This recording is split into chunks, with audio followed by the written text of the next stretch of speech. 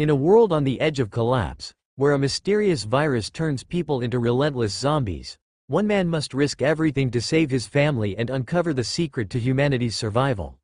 Welcome to our in-depth breakdown of World War Z, where we'll follow Jerry Lane's harrowing journey across the globe in search of hope amidst the chaos. Our story begins in Philadelphia, where former UN investigator Jerry Lane, portrayed by Brad Pitt, is enjoying a rare, quiet moment with his wife Karen and their 2 daughters. They're stuck in heavy traffic, just trying to get through the day like any other family.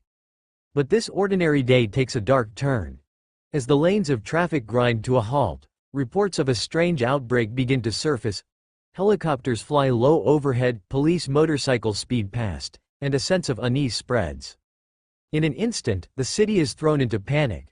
Cars are rear-ended, people start fleeing in all directions, and a massive explosion rocks the streets.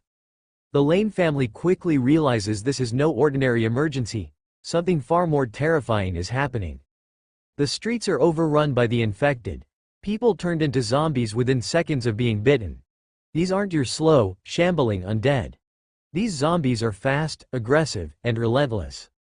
Jerry's instincts as a former UN operative kick in. He manages to get his family out of the car and into a stolen RV, speeding through the chaos. Their destination? Somewhere safe, anywhere away from the carnage unfolding around them. After a harrowing escape from Philadelphia, the Lanes arrive in Newark, New Jersey. But safety is still out of reach. The city, like many others, is quickly succumbing to the outbreak. In the midst of the chaos, Jerry decides to take his family to an apartment building. It's here that they meet a couple and their young son, Tommy. The family generously offers them refuge for the night, but the reality of their situation is grim.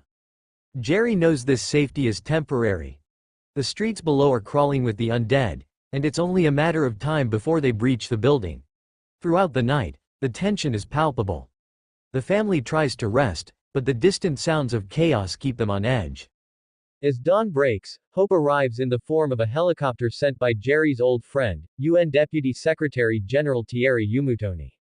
But with hope comes urgency. The building is no longer safe. Jerry convinces the family to leave, but only Tommy's mother hesitantly agrees. His father chooses to stay behind, a decision that costs him his life. The Lanes, along with young Tommy, are rescued just in time. They're flown to a U.S. Navy vessel stationed in the Atlantic, a floating fortress where the remaining military and scientific minds are trying to understand and stop the global outbreak. On board the Navy vessel, Jerry is introduced to the grim reality of the situation. The world is in chaos. Nations have fallen, cities are overrun, and the infection is spreading faster than anyone can contain it. Scientists and military personnel are working around the clock to analyze the virus, but so far, they've made little progress.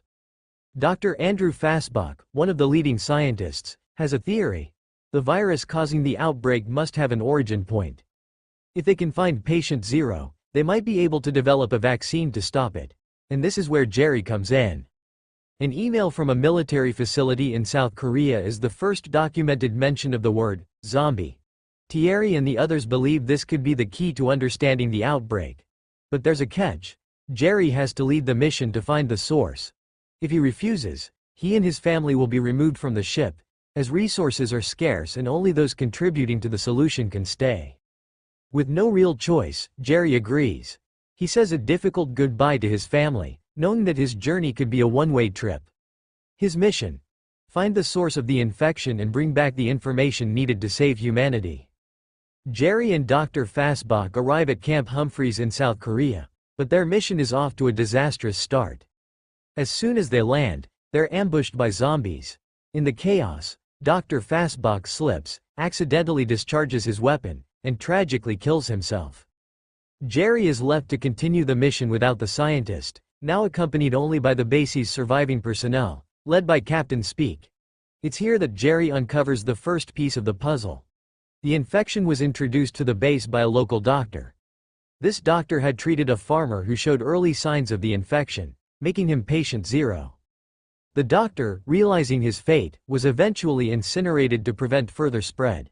Jerry also learns about a soldier at the base who, despite being among the infected, was ignored by the zombies due to a severe leg injury. This observation plants the seed for Jerry's later theory about the virus. Before leaving the base, Jerry meets a former CIA operative who gives him a crucial tip: Jerusalem. The Israeli Mossad had intercepted information about a strange phenomenon in India, referred to as dead spirits. Acting quickly, they fortified Jerusalem before the outbreak spread. Now, it's one of the few places still standing. As Jerry prepares to leave, the base is attacked again. In the ensuing chaos, Captain Speak is bitten and sacrifices himself to avoid turning. Jerry and his pilot barely manage to escape with their lives.